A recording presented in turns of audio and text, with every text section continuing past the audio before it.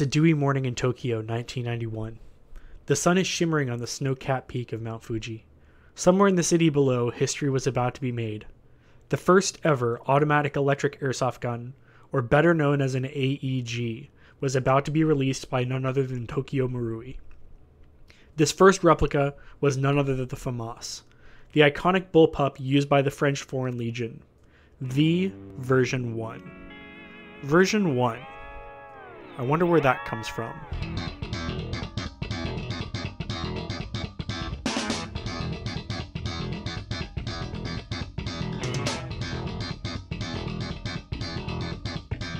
Have you ever wondered what the different versions of gearboxes mean?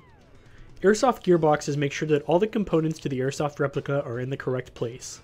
The thing is, there's more than one way to build a gearbox, and different real steel platforms weren't designed with the intention of putting an airsoft gearbox in a replica.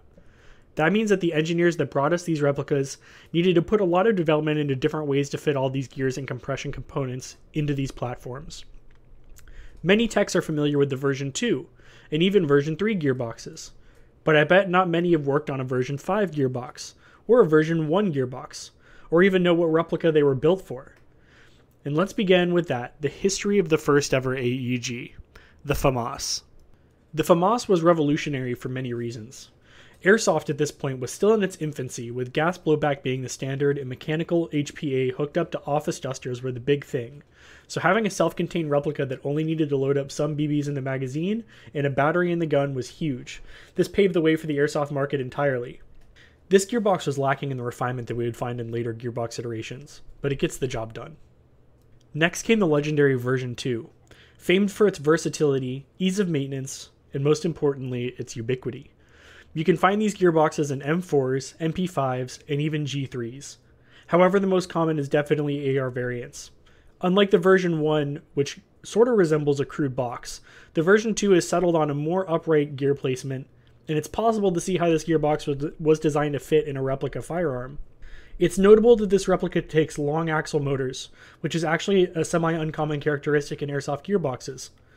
This gearbox also has an additional variant known as the version 2.5, which has a longer cylinder and a 19-tooth sector gear instead of the usual 14.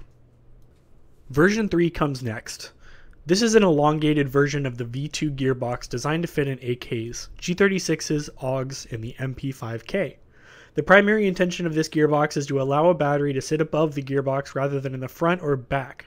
Some will argue that the design is more robust than the V2. This is without a doubt the second most prolific airsoft gearbox and is lauded for its versatility, compatibility with V2 parts. The version 4 gearbox comes next, and this one is quite a rare bird. The only prolific example of this gearbox is in the Tokyo Marui PSG-1, which is a semi-automatic marksmanship platform. A notable carryover from this replica is that it uses the same cylinder found in the version 2.5, and uniquely has longer springs than most other replicas. So if you're looking for a longer spring for your V2.5, check out PSG springs. The version 5 gearbox is where we start getting into some more exotic concepts. Used solely in the Tokyo Marui Uzi, this gearbox has the barrel passing through the main spring and cylinder utilizing completely unique gears. What would be the sector gear is replaced by a cammed follower that uses a push rod to generate pressure on the spring. One could argue this is less of a discrete gearbox and more of a ground-up iteration of how you can complete the workings of an airsoft replica into an exceptionally narrow package. The version 6 is most commonly found in the M1 Thompsons. The bread and butter of this replica lies in the P90 platform, however. It's a refreshing return to normalcy.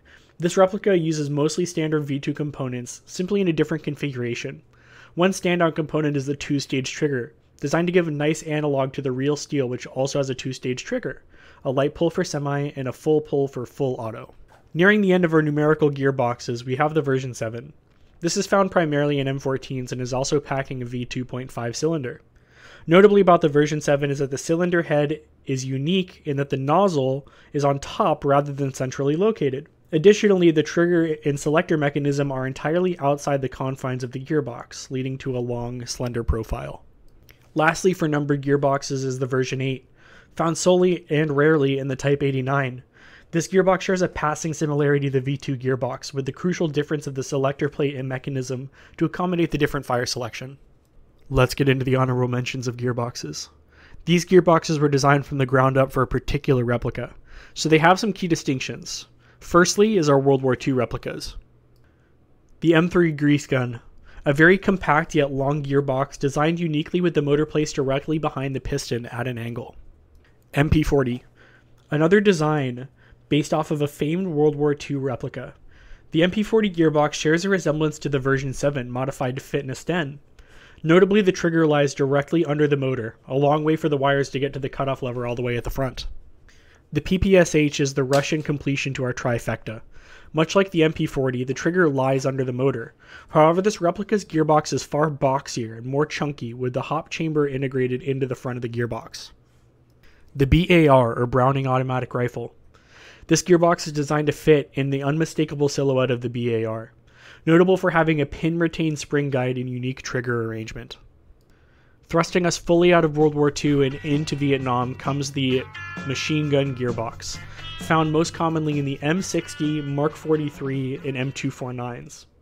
This gearbox mostly uses standard components, but it's built to beefier to withstand the stress of being under sustained fire. Crytek took the task seriously when they were asked to figure out a way to fit a gearbox in the unique form of a vector, and to say they succeeded would be an understatement. One of the first guns to have a gearbox designed for them in a long time. Thanks to the camming nozzle, this replica is more true to form of its real steel inspiration than many other replicas on the market can boast. The SVD.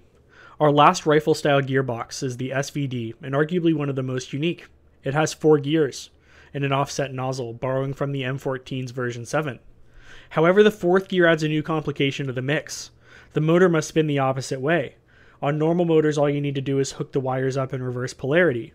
However, this doesn't work with speed-controlled brushless motors. So if you find yourself working on an SVD, keep that in mind. Our last category is AEPs. While most of us have strong opinions on electric sidearms offerings, they cannot be denied as great jumping off point for many into the hobby, or even just something cool to plink with your friends.